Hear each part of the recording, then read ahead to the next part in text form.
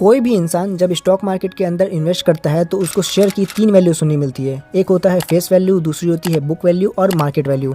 और एक इन्वेस्टर को इन तीनों रेशियो के बारे में अच्छे से पता होना चाहिए ताकि स्टॉक्स को अच्छे से एनालाइज कर सके। और जिन लोगों को समझ नहीं आता है कि कौन सी वैल्यू का मतलब क्या है, उसका कॉन्सेप्ट क्या है, तो हो सकता है कि वो गलत स्टॉक्स पिक कर ले और उनका लॉस हो जाए। तो इस वीडियो के अंदर हम यही पूरा कॉन्सेप्ट समझेंगे कि फेस वैल्यू, मार्केट वैल्यू और बुक वैल्यू कैसे डिफरेंट होती है और इनकी कैलकुलेशन कैसे होती है। इनफैक्ट काफी सारे लोग कंफ्यूज हो जाते हैं, स्पेशली जो बिगिनर्स है उन्हें पीबी रेशो, पीईजी रेशो और पी रेशो में भी कंफ्यूजन होता है। इस कंफ्यूजन को भी हम सिर्फ 2 मिनट में दूर करने वाले हैं। तो आज की वीडियो बहुत ज़्यादा स्पेशल होने वाली है क्योंकि मैंने बहुत कॉम्प्लेक्स फार्मूला को एकदम सिंपल वे में समझाया है।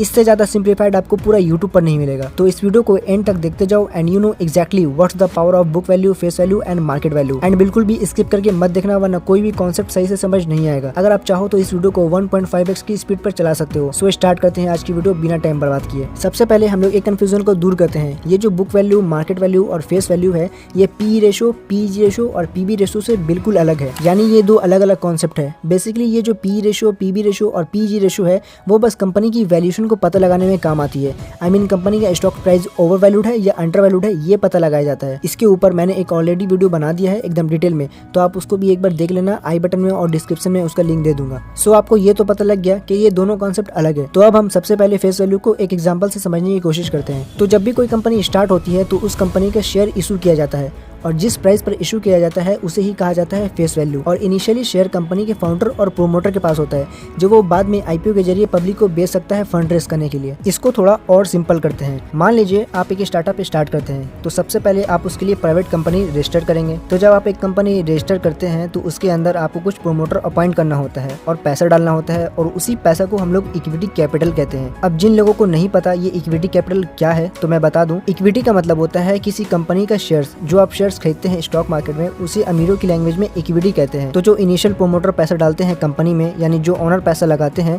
उसके बदले में कुछ शेयर इशू होता है और जो शेयर इशू होता है उसकी एक वैल्यू होती है जिसको हम फेस वैल्यू कहते हैं। मतलब जब शेयर इशू हो जाता है तो शेयर सर्टिफिकेट के अंदर एक ओरिजिनल वैल्यू होती है, उसी को हम लोग फेस वैल्यू कहते हैं। और जितने भी आप अमाउंट डालते हो कंपनी में, जिसे हम इंग्लिश में इक्विटी कैपिटल कहते हैं, तो इसका एक फॉर्मूला होता है face value divided by number of total shares. अब इसको एक एग्जांपल से समझते हैं ताकि पूरा बेसिक्स क्लियर हो जाए। तो मान लीजिए किसी कंपनी का फेस वैल्यू 10 रुपए है और आपने अपने total number of shares 10 lakh issue कर दिया है। तो 10 को 10 लाख से डिवाइड करोगे तो ये होता है 1 करोड़। यानी आपकी इक्विटी कैपिटल हो गई 1 करोड़। मतलब प्रोमोटर ने टोटल 1 करोड़ रुपए डाले थे कंपनी को स्टार्ट करने के लिए। तो जो लोग शुरुआत में पैसा डालते हैं उसे ही इक्विटी कैपिटल कहते हैं और जो डिविडेंड दिया जाता है इन्वेस्टर को वो फेस वैल्यू पर ही दिया जाता है। और ये बात भी आप याद रखिएगा, हर कंपनी की फेस वैल्यू 10 रुपए नहीं होती है। स्टॉक एक्सचेंज में 5228 स्टॉक्स लिस्टेड है जिसमें से 4600 स्टॉक्स का फेस वैल्यू 10 रुपए ही है। तो इससे ज्यादा भी हो सकती है लेकिन मैक्सिमम स्टॉक्स का फेस वैल्यू 10 रुपए ही है। और एक चीज मैं आपको बता दूं, जो फेस वैल्यू होती है वो टाइम के साथ चेंज भी नहीं होती है जब तक कि स्टॉक स्प्लिट ना हो जाए। मतलब अगर आपने 10 लाख शेयर की जगह 20 लाख शेयर इशू करवा दिया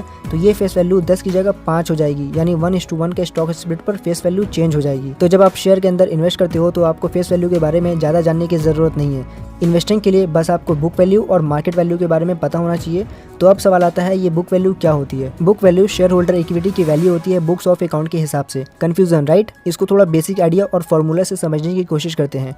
तो इसका एक फॉर्मूला होता है tangible assets minus liability divided by number of outstanding shares. इसका मतलब होता है अगर आप कंपनी के सभी टेंजिबल एसेट्स, टेंजिबल का मतलब होता है जिसको हम फिजिकली टच कर सकते हैं, मतलब कंपनी की प्रॉपर्टी, मशीन, प्लांट, बिल्डिंग, इन सबको बेच दे और उसकी लायबिलिटी यानी लोन को चुका दे और उसके बाद जो पैसा बचेगा वो होगा बुक वैल्यू। मतलब अगर कंपनी हमेशा के लिए बंद हो जाए तो उसका एसेट्स को सोल्ड कर दिया जाता है उसके लोन यानी लायबिलिटी को चुकाने के लिए। एग्जाम्पल के लिए मान लो आपने एक कंपनी में 1000 रुपए इन्वेस्ट किया और कंपनी का बुक वैल्यू 800 रुपए का है। तो जब कंपनी बिकेगी तो आपको सिर्फ 800 ही मिलेंगे। इसलिए दोस्तों बुक वैल्यू हमेशा ज्यादा होना चाहिए अपने मार्केट वैल्यू से। लेकिन ये जरूरी नहीं है कि अगर किसी कंपनी का बुक वैल्यू ज्यादा है तो वो स्टॉक्स इन्वेस्ट करने के लायक है। और भी बहुत सारे फैक्टर होते हैं जो आपको देखना चाहिए। अब बुक वैल्यू क्यों इंपॉर्टेंट होती है? क्योंकि जब आप एक कंपनी के करंट शेयर प्राइस को उसके बुक वैल्यू पर शेयर से डिवाइड करते हो तो हमें पीबी रेशो मिलता है। पीबी रेशो एक हाईली यूजफुल कंपैरिजन टूल है जो काम आता है इन्वेस्टमेंट डिसीजन लेते वक्त। अब जो इन्वेस्टर इन्वेस्टमेंट स्ट्रेटेजी यूज करते हैं उनके लिए बुक वैल्यू बहुत इंपॉर्टेंट है क्योंकि यही बुक वैल्यू उन्हें अंडर वैल्यूड स्टॉक्स को ढूंढने में मदद करता है। एंड कंपनी की जो बुक वैल्यू है वो बैलेंस शीट में लिखी होती है और उसी के हिसाब से बताती है। यानी जब तक कंपनी के बैलेंस शीट में कंपनी के एसेट्स और लायबिलिटी की वैल्यू सही लिखी है तब तक हम बुक वैल्यू को सही मान सकते हैं। इसलिए हमें बैलेंस शीट को भी अच्छे से एनालाइज करना चाहिए। बुक वैल्यू बहुत सारी वेबसाइट दिखाती है तो आपको ज्यादा काउंट करने की जरूरत नहीं है।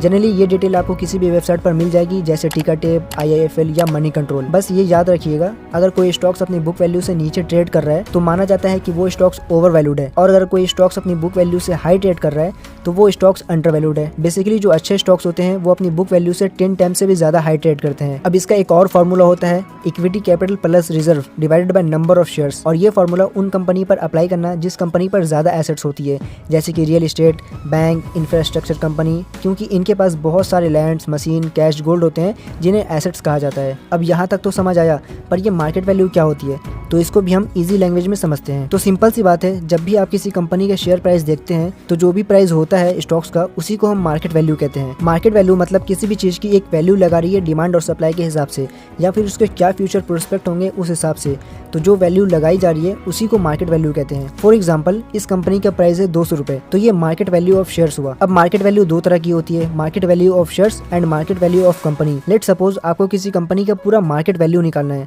तो आपको यहाँ पर एक फॉर्मूला की जरूरत पड़ेगी, market value of shares divided by number of shares. इसको भी एक एग्जांपल से समझते हैं।